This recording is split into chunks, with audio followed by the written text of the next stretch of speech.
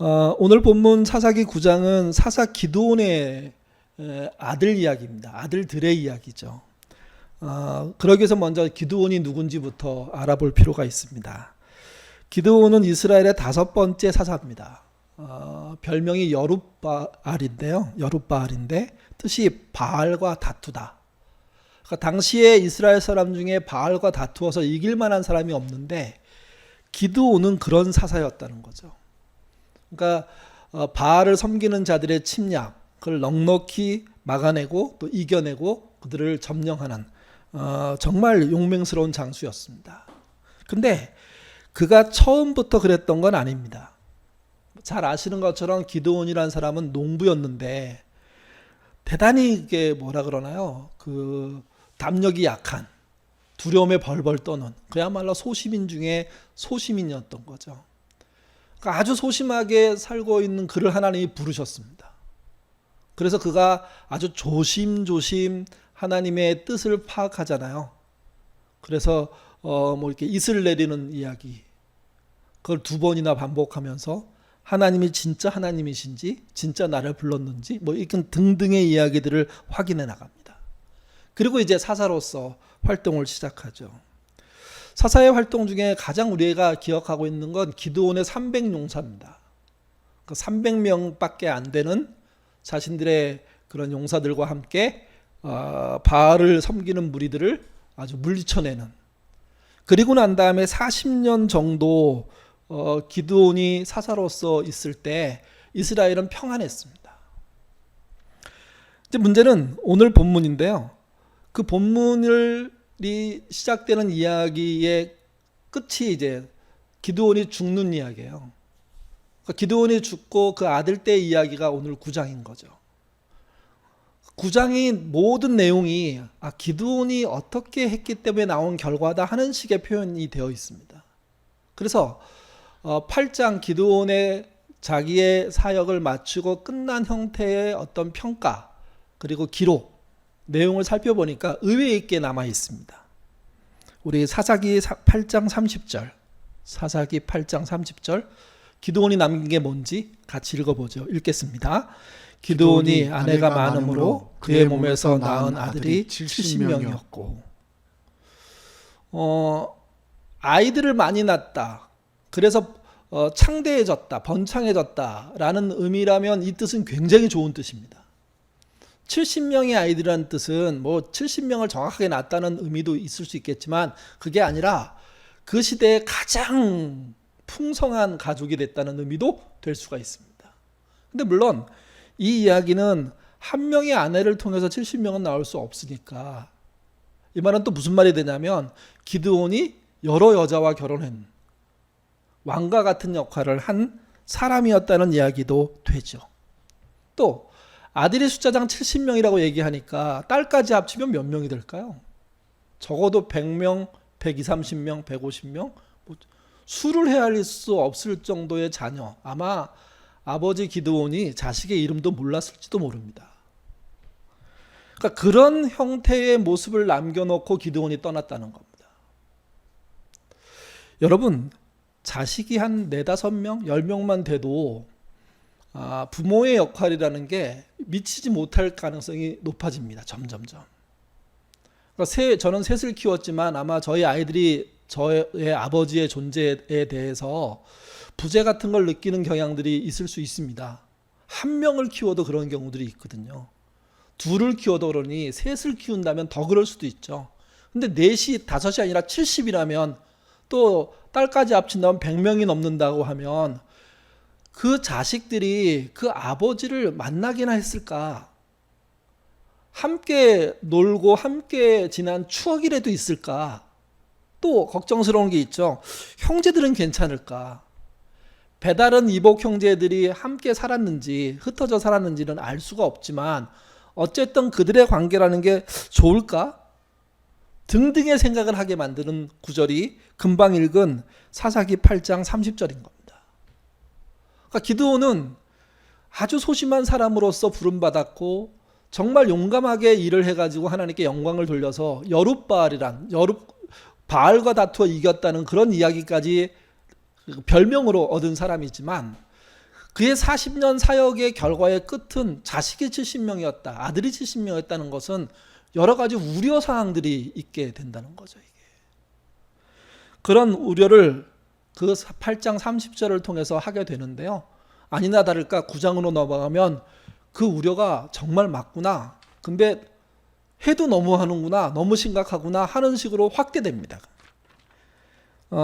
거기 등장하는 아들 중에 한 명이 아비멜렉이라는 아들이 있습니다.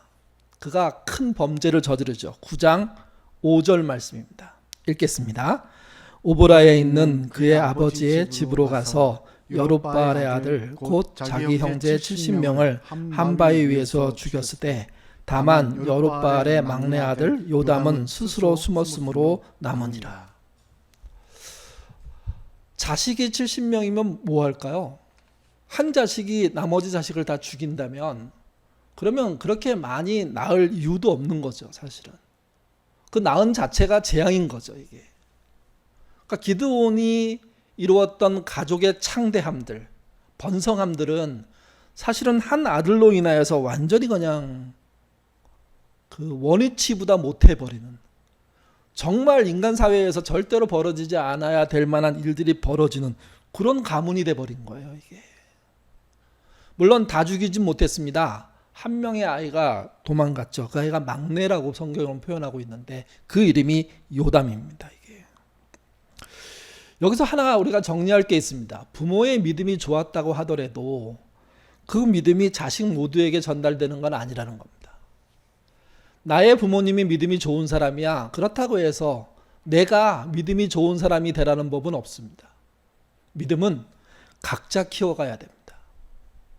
그렇기 때문에 부모인 믿음 있는 사람들은, 부모로서 믿음 있는 사람들은 자녀의 믿음을 챙겨주셔야 됩니다. 잘 살펴봐 주셔야 됩니다. 제가 광고 시간마다 우리 유치부, 초등부, 중고등부 아이들 예배를 신경 써달라고, 간섭하고 억압하면 안 되지만 그러나 방치하면 더 안 된다고 그렇게 말씀드린 이유는 아이들의 믿음은 아이들이 챙겨가야 되는 거죠. 그때 부모의 역할이 있다는 겁니다. 도와주셔야 돼요. 그때 부모가 부재하면 안 돼요. 공백을 주면 안 돼요. 유치부 때는 유치부 때 채워줄 게 있고, 초등부 때는 초등부 때 채워줄 게 있고, 중고등부 때는 그때, 대학생 때는 그때 조금씩 달라지지만 부모의 역할이라는 건 냉정하게 있어야 됩니다. 확실하게 있어야 됩니다. 그냥 내버려 둬, 그냥 잘 클 거야, 이런 거 없습니다, 여러분. 어쨌든 기드온의 집안에 아버지에 의해서 태어난 아들만 70명 중에 68명이 죽는 사건이 벌어졌고 그 일의 범인이 누구냐? 기드온의 아들이었다는 거죠. 이게. 아버지의 부자라는 말을 들으면 저로서도, 저도 아버지이기 때문에 대단히 부담스럽습니다. 근데 이 말은 어머니의 부재란 말도 통하는 겁니다. 또는 부모의 부재라는 말도 통하는 겁니다. 또는 앞서가는 이의 부재, 예를 보여주는 사람의 부재, 선한 영향력의 부재, 뭐 등등으로 여러 가지로 확대해서 설명할 수 있습니다. 그러니까 사람에게는 합당한 영향력을 주는 사람이 있어야 되고 그 사람에 의해서 어린 심령의 사람들이 채울 게 있다는 거죠. 그걸 넓게 보면 정서적인 그런 교감을 통해서 전달해 줘야 될 게 있다는 겁니다. 그 전달해 준 결과가 정서적인 안정이겠죠. 사실 아버님이 계시지 않지만 건강하게 잘 사는 사람 많습니다. 어머님이 계시지 않아서 어려서부터 참 힘들었지만 근데 어머님의 부재를 아버님이 또는 가족이 잘 채워줘서 극복하는 사람 많죠. 신앙이라는 것은요, 모든 사람이 부재함이 있는 건데 그때 그 부재함의 채움을 하나님 말씀으로 하는 겁니다. 부모의 부족함을 넘어서 하나님의 그 말씀으로 채우면 좋은 성품으로 클 수 있고 나은 삶을 살 수 있다는 게 성경의 이야기라는 거죠. 그래서 성경은 모든 부재를 느끼는 사람을 초대합니다. 모든 상처 입은 사람을 초대합니다. 예외 없이 초대합니다. 완벽할 거라고 얘기하는 사람 안에도 상처가 있기 때문에 그들을 초대하는 거죠. 그 초대하시는 하나님이 계시기 때문에 가능성이 있는 겁니다. 혹시 여러분 부모의 부재를 느끼셨습니까? 환경의 조건의 부재 같은 것을 느끼셨습니까? 성품의 부재를 느끼고 계십니까? 지금은 하나님께로부터 채워야 됩니다. 그 말씀으로 채우셔야 됩니다.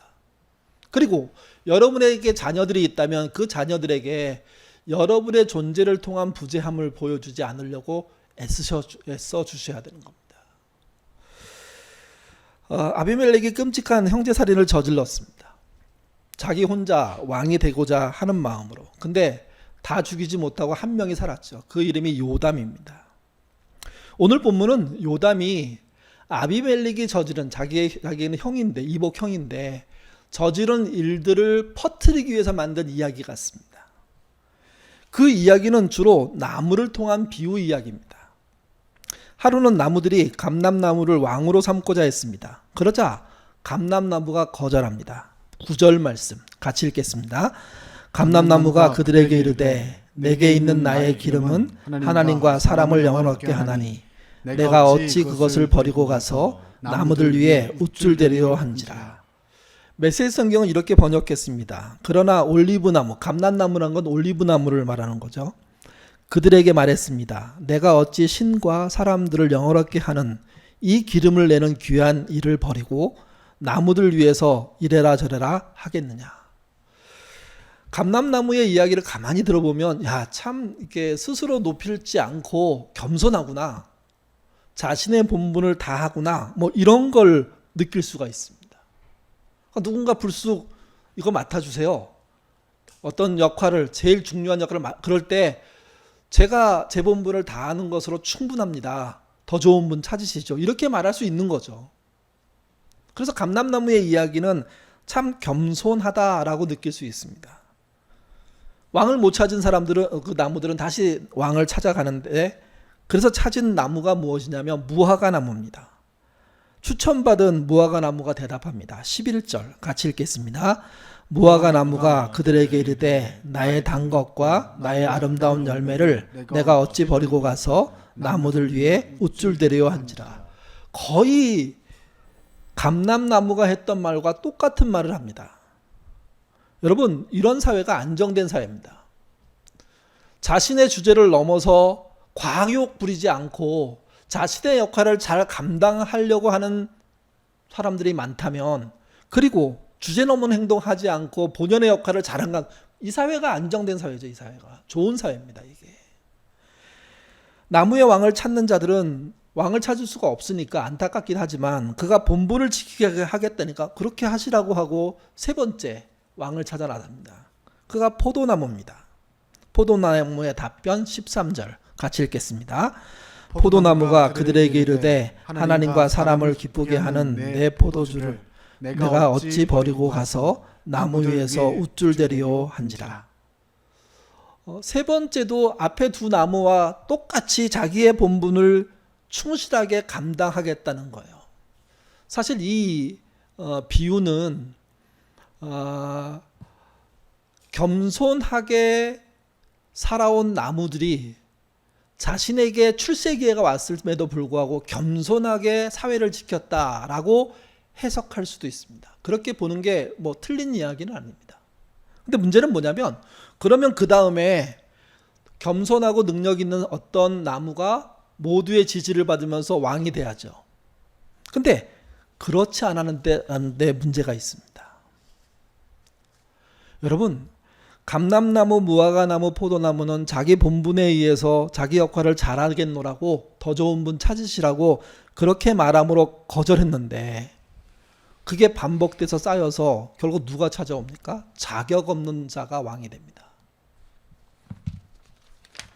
우리 사회가 똑같을 수도 있어요. 우리 사회에 정말 저명하면서도 능력 있고 만약에 지도자의 역할을 할 수 있는 분들이 내리 다 거절을 하고 자기가 자기 본분을 자기 자리에서 잘하겠다고 얘기하다가 갑자기 악인이 등장하면 어떻게 합니까? 악인에게 문제가 있는 걸까요? 악인에게만 문제가 있는 걸까요? 그 사회는? 아니에요. 악인이 등장하도록 한 사회가 문제가 있는 거예요. 여기서 굉장히 조심해야 될 게 있습니다. 우리가 감람나무처럼 무화과나무처럼 포도나무처럼 살아야 됩니다. 근데 내가 감당할 일을 만약에 감당해 주지 못하면 악인이 등장해갖고 악인이 득세하는 세상이 될 수도 있다는 겁니다. 그런 사회로 가는 건 문제죠. 저는 이 본문이 겸손한 자가 왕이 되지 못하고 악인이 왕이 됐다 이렇게 말하는 비유라고 얘기하지만 하나 심각하게 우리가 생각해 볼 게 있어요. 그게 뭐냐면 지나친 겸손으로 위장한 영적인 침체 상태의 사회라는 겁니다. 말이 좀 어려운데요. 그러니까 지나친 겸손이 막 사회 전체를 지배해요. 그래서 역량이 되는 분들이 그 역할을 안 감당해줘요. 자기의 소소한 것만 하겠대요. 기본만 하겠대요. 기본을 넘어서서 모험도 해줘야 되고 시도도 해줘야 되는데 새로운 도전도 해줘야 되는데 그리고 자기를 부서지라고 사회를 위해서 써줘야 되는데 그렇게는 안 하겠대요. 원래 내가 하던 것만 할 거야. 이런 사회가 사실은 영적인 침체 사회예요. 이 말을 듣고 헷갈리시는 분이 있을 거예요. 왜 본분을 다하는데 영적인 침체 사회야? 본분을 다하면서 사회적인 책임도 감당해야 하는 게 실제 건강한 사회거든요. 건강한 시민이거든요. 건강한 능력자들이거든요. 근데 자기 능력 하에 늘 해온 것을 성실하게만 하겠다고 생각하고 사회적인 책임에 대해서는 아무 관심도 없고 내버려 둬버리면 여러분 그 사회 속에 악인이 등극하게 되고 그들이 나라 전체를 한 번에 망가뜨리거든요. 심지어 모든 나무들이 기본적인 역할도 할 수 없이 아부떨게 만들고 줄 서게 만들고 형편없게 만들고 사회가 쪼그라들게 만드는 일들을 하게 되는 거거든요. 이게 저는 이 본문 속에 등장하는 이야기가 지나친 겸손으로 위장한 집단 영적 침체 사회라고 생각합니다. 말이 막 너무 길어서 좀 어쨌든 어렵지만요. 이게 왕이 필요했던 나무들은 성경에서는 세 나무에게 요청을 했잖아요.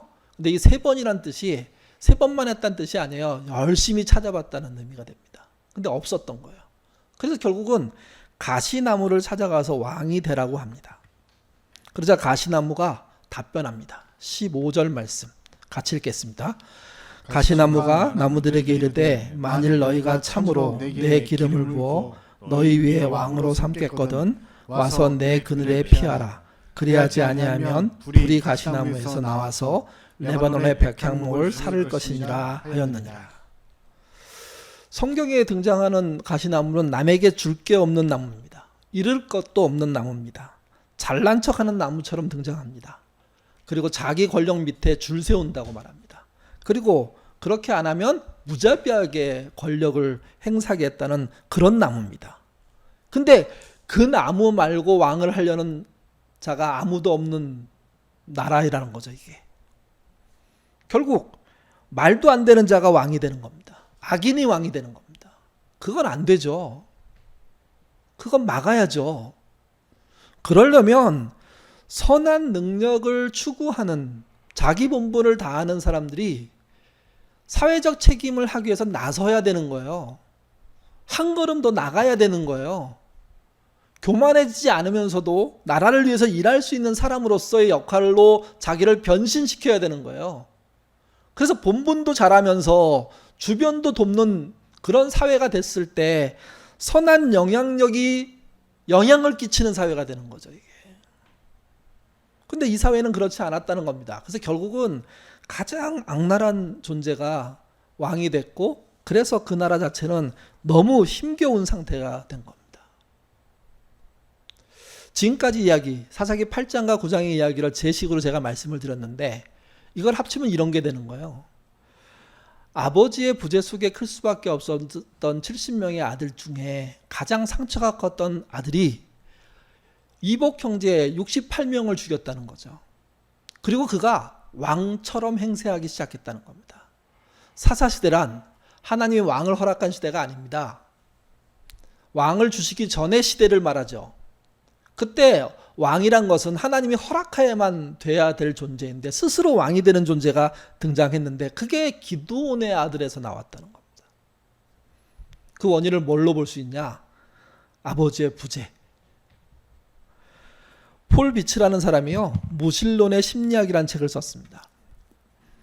심리학이 무신론 또는 무신론이 심리학이야, 뭐 이렇게 얘기될 수 있는데, 이 책을 딱 한마디로 줄인 글이 이겁니다. 대표적인 무신론자들이 무신론에 빠져든 것은 아버지의 부재 때문이다. 아버지의 부재라는 것은 아버지가 주는 영향력을 말하는데요, 좋은 걸 줘야 되겠죠. 근데 이 말은 반드시 필요한 영향력을 말하는 겁니다. 사람이 클 때 반드시 영향을 받아야 되는 거예요. 보통 프로이드가 하는 말 중에 엄마는 우주를 선물해 준다고 합니다. 아이한테. 또 엄마가 굉장히 큰 세상을 만들어줘요. 바운더리를 쳐줘요. 저희 사무실에는 아빠가 아이를 양육하는 집이 2집 있죠. 그때 엄마의 역할이 없냐? 아니요. 그 엄마의 역할들을 그분들이 열심히 하셔야 되죠. 또 하고 있고요. 왜 그러냐면 아빠의 역할보다 훨씬 큰 우주를 보여주는 역할을 엄마가 하거든요. 또 아빠는 그러면 어떤 역할을 할까요? 아빠는 그 우주에서 어떤 역할을 할지를 알려줍니다. 어떻게 역할을 감당하는지를 알려줍니다. 어떤 직업을 가지라는 뜻이 아니라 사람이 태어나서 이 땅에서 역할을 해야 돼. 그래서 엄마란 존재와 아빠란 존재가 우주 안에서 어떻게 살지를 가르쳐주는 존재예요. 직업교육을 시킨다는 뜻이 아니에요. 아버지와 어머니가 행복하게 사는 모습을 통해서 자녀들은 자기의 정체성을 아버지의 존재, 엄마의 존재를 통해서 알게 된다는 거죠. 그래서 아버지와의 관계가 아주 좋은 사람들이 사회적인 역할을 잘 찾아갑니다. 그게 안 될수록 어려운 거예요. 그래서 저는 어떤 면에서 아버지가 아이를 많이 양육하는 것도 굉장히 도움이 된다고 생각합니다. 물론 그때 엄마의 역할이 필요하죠, 이게. 근데 이 세상을 연구해 봤더니 이 세상에서 문제를 엄청나게 일으킨 사람들, 악의 지도자들을 연구해 봤는데 그들에게 있었던 공통점이 뭐냐? 그게 아버지의 부재였다는 겁니다. 그래서 뭐 스탈린이나 히틀러나 마쩌우퉁, 우리가 보죠 등소평이라고 얘기하는 그 사람, 또 그 밖에 많은 사람들이 아버지의 부재 속에서 컸고 그 부재된 상황들이 어른이 돼서도 해소가 안 되니까 수많은 폭력과 잘못된 행동으로 나왔다는 거죠, 이게. 그 폴 비치가 책에서 한 말입니다. 같이 한번 천천히 읽어보겠습니다. 최근 미국에서는 가정 내 아버지의 부재와 관련된 저서들이 많이 출간되었다. 추측건대 결함 있는 아버지의 현상이 이렇게 만연하게 되면 하나님에 대한 현대인의 회의적 태도가 동시에 격화될 것임이 분명하다.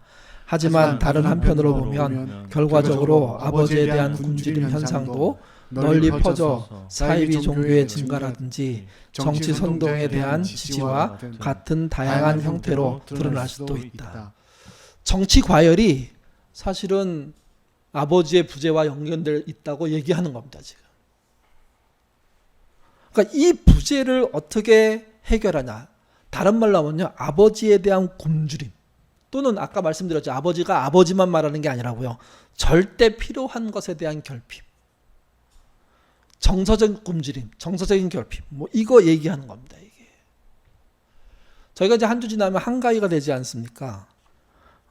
다시 가족들이 만나는 상황이죠. 그럴 때 그리스도인 우리가 입장에서 아버지로서, 어머니로서, 부모로서 누군가의 정서적인 그런 공백을 채울 수 있는 사람으로서 뭘 해야 할까 한번 고민할 필요가 있다는 겁니다. 우리는 식구가 많아, 함께 밥 먹었어, 이게 중요한 게 아니고요. 그것도 굉장히 중요한 일이지만 그것 말고 내 역할을 잘함으로 내 자녀들이 어떤 영향을 받을 수 있을까? 어떤 공백을 채워줄 수 있을까? 이걸 한번 생각해 볼 필요가 있다는 겁니다.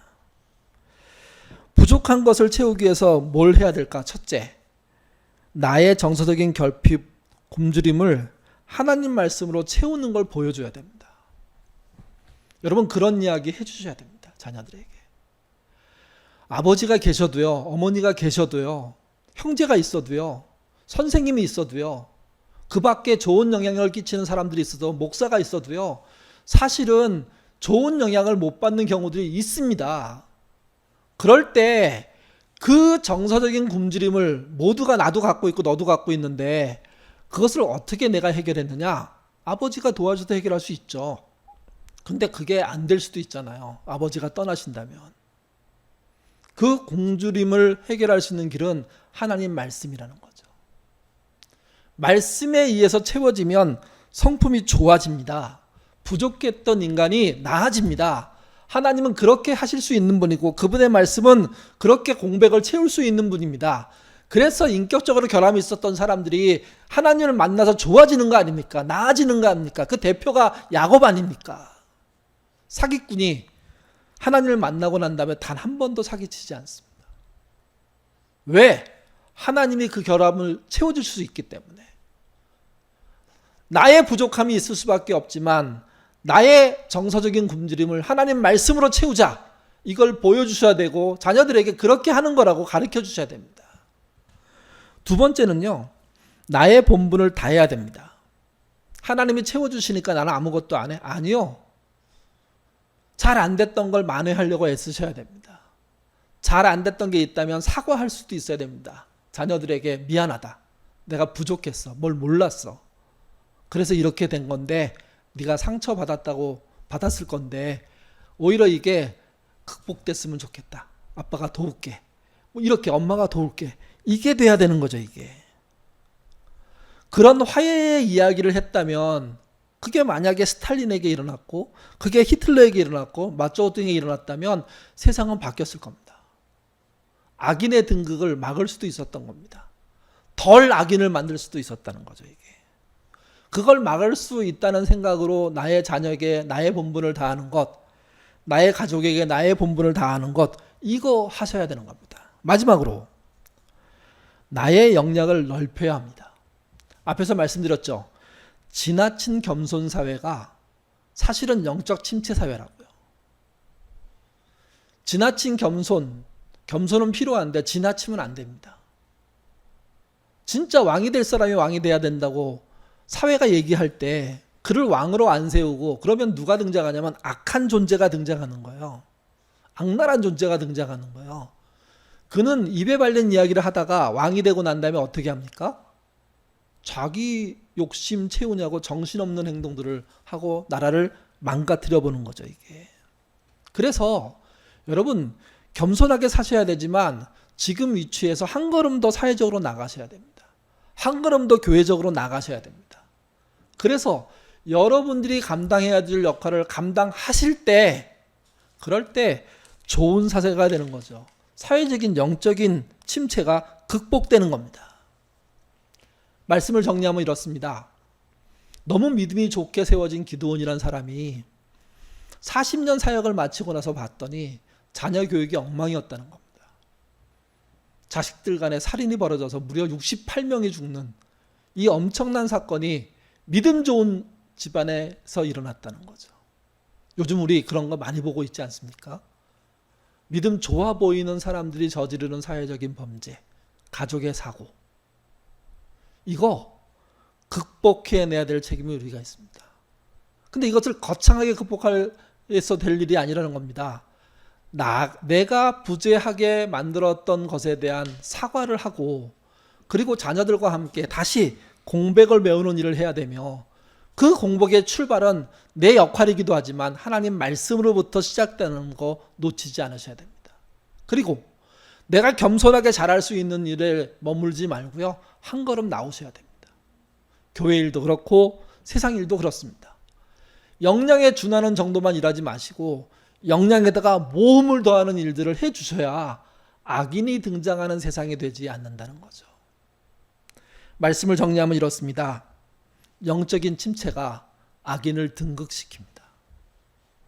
그렇지 않게 해서는 선한 영향력으로 자신의 정서를 채운 사람들이 무리하면 안 되겠지만 한 걸음 정도는 사회로 나서는, 교회로 나서는, 가정 바깥으로 나서는, 또 부모의 입장에서는 자녀를 향하는, 자녀의 입장에서는 부모를 향하는 시도를 해주셔야 사회적인 영적 침체가 깨지게 되는 겁니다.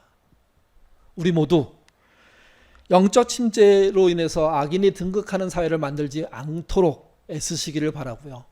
내가 한 걸음 더 책임짐으로 참여함으로 더 나은 사회 만드시는 저와 여러분 되시기를 주님의 이름으로 부탁드립니다. 기도하겠습니다.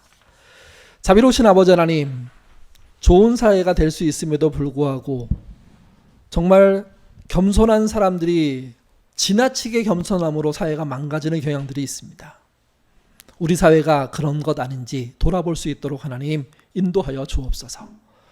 자기의 삶의 바운더리를 잘 지키는 사람들이 한 걸음 정도는 앞서 나가서 사회적인 책임을 감당해야 된다고 생각합니다. 예인교회 다니는 많은 사람들이 예인교회를 향해서도 그래야 된다고 믿습니다. 자신은 내 역할만 할 거야, 여기가 끝이야, 이렇게 생각하면 그 교회 자체가 영적인 침체 상태에 들어갈 수 있습니다.